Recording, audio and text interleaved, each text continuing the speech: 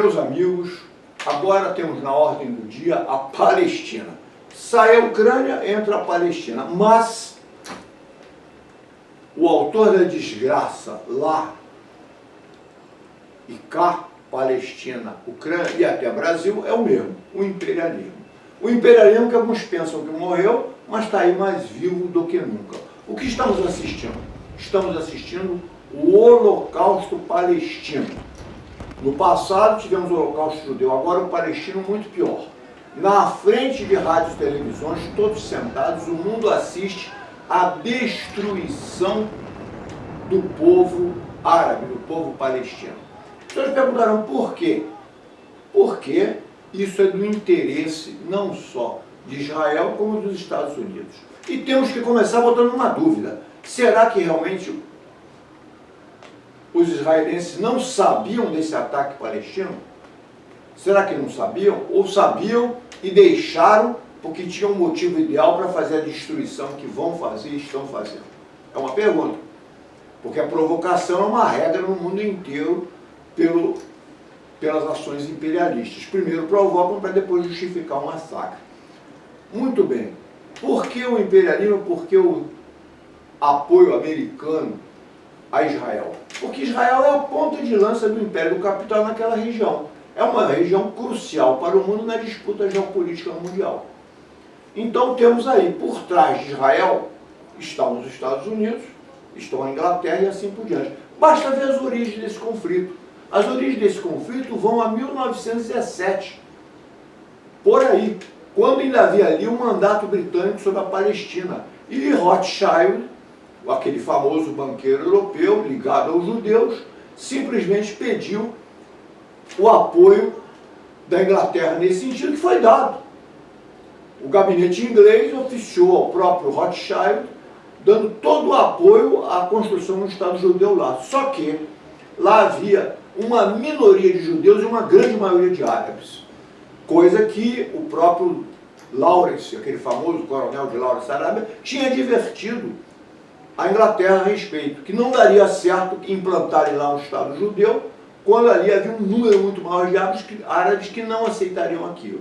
Então o que nós temos visto é uma situação que vem de mais de 100 anos, com uma absurda exploração, extermínio dos árabes, que lutaram em diferentes guerras, Yom Kippur, Guerra dos 6 Dias, etc., e foram sempre derrotados. Derrotados que tinham atrás de Israel o Império Americano, o Império do capital, não só americano, mas inglês, francês, italiano e assim por diante.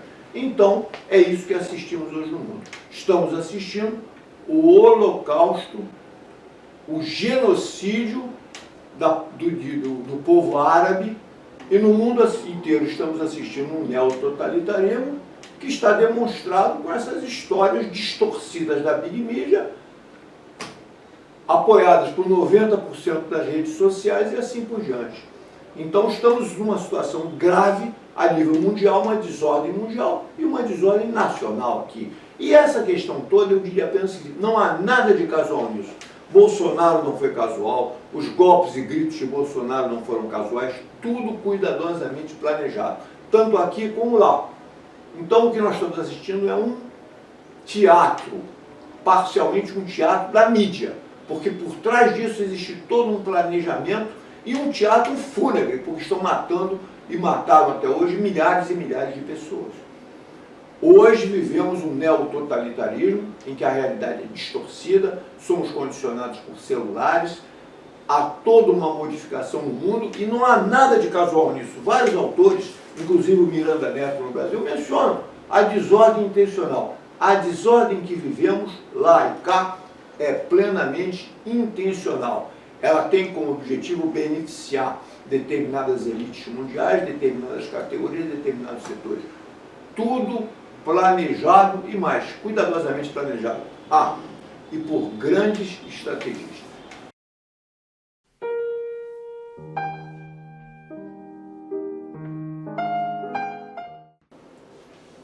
Observem este vídeo de um canal com grande divulgação, centenas de milhares de pessoas, em que este canal e o responsável por ele repete o mesmo que Caminhando Jornal TV tem reclamado desde quando iniciamos nossos trabalhos. Censura feita por multinacionais acima da Constituição brasileira.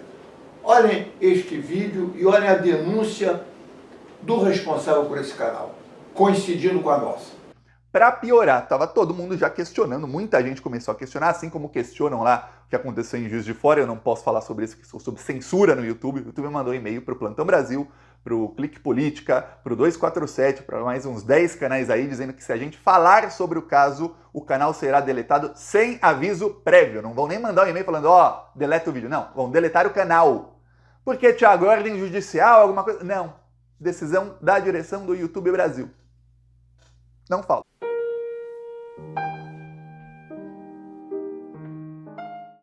O conflito Palestina-Israel dura mais de 7 décadas. Tudo tem um início bastante trágico para o povo palestino, que é expulso em grande parte dos seus territórios para dar lugar ao Estado de Israel. Em contrapartida, deveria-se ter criado um Estado palestino, que até hoje não foi concretizada essa promessa. E o povo palestino sofre sem terras, sendo seus territórios constantemente ocupados pela extrema-direita sionista israelense, que fomenta o conflito e que quer justamente o extermínio, né, do povo palestino. É uma proposta de limpeza étnica. Temos, pelo lado palestino, também algumas posturas parecidas, como, por exemplo, o Estado de Israel não deveria existir segundo a lógica do próprio Hamas. O que nós vemos? Uma população civil de ambos os lados se tornando vítima desse radicalismo que não aceita a existência do outro, não aceita a convivência de culturas diferentes. Ora, nesses últimos dias temos assistido verdadeira chacina do povo palestino praticada pelo Estado terrorista de Israel, um Estado que não representa em sua efetividade a forma de pensar do povo judaico. Tá? O povo judeu tem uma complexidade muito grande e congrega inclusive uma esquerda que é contra justamente essa barbárie que o primeiro-ministro de Israel está promovendo, junto e apoiado pela extrema-direita israelense. Por sua vez, o Hamas também não fica muito atrás ao cometer crimes contra a população civil. Ora, é um conflito que não será resolvido efetivamente pelas armas, é um conflito que não será resolvido de forma truculenta, de forma militar. É um conflito que exige obrigatoriamente o diálogo para se conquistar um consenso. E o consenso passa efetivamente pela criação do Estado da Palestina. 2 povos, 2 estados, para 2 povos que reivindicam esse território como sendo sagrado, das suas ancestralidades. Então, temos de ter 2 estados. Não podemos passar a mão na cabeça por crimes de guerra. Não podemos passar a mão na cabeça que, em nome de uma luta, cometer chacinas de ambos os lados. Ou seja, tanto o Estado de Israel quanto o Hamas cometem crimes. Isso deve ficar claro. E não representam os interesses. O Hamas não representa os interesses plenos do povo palestino e o Estado de Israel não representa os interesses plenos do povo judeu, que ali vive e vive tenso.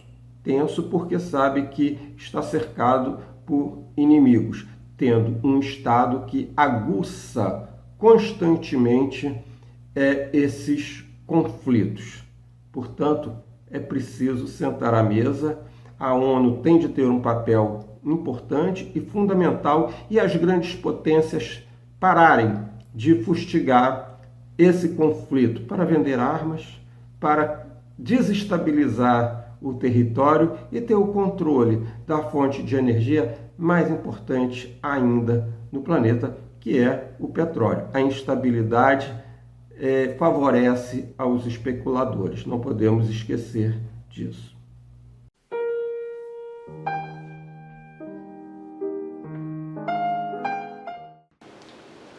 Vejam nesse vídeo uma das inúmeras manifestações de palestinos em todo o mundo. Esta na França, em Paris, e manifestação que foi proibida pelo governo. Por que o governo a proibiu?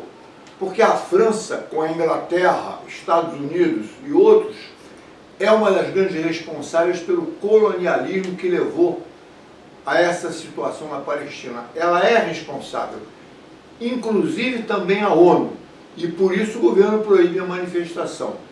Observe, todavia, que o povo parisiense está nas ruas. E por quê? Porque é um povo culto, um povo bem informado, que consegue ver além do teatro, da falsidade da mídia ocidental.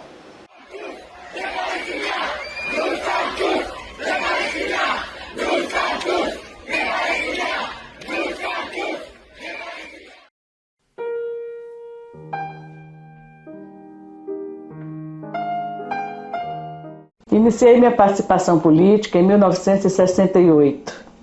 Na época eu fazia o primeiro ano do curso de Letras na Faculdade de Filosofia, Ciências e Letras do estado do Ceará. Um companheiro que morava comigo, ele foi preso. E, como preso, ele entregou a casa em que a gente morava, era o primeiro passo, né? E daí começou um processo de separação entre mim e Ramírez, que era um moço que eu amava muito, né? A nossa história foi uma linda história de amor. E o partido decidiu que eu iria para Recife, com outras companheiras que haviam se prejudicado devido a essa prisão, e eu fui presa também no dia 4 de abril de 1972. Fui muito torturada, só no pau de arara, que é uma das torturas piores que existe, eu fui várias vezes. E fiquei com o meu corpo todo preto de tanto chute, choque, eles davam choque nas partes sexuais, nos ouvidos, telefone, que é tapa nos ouvidos. Eu sei que eu fiquei quase que um mês no 4º Exército de Recife. Eles assassinaram o Ramírez. Esse assassinato se deu numa praça em Jacarepaguá, em um carro que foi metralhado e em seguida explodido.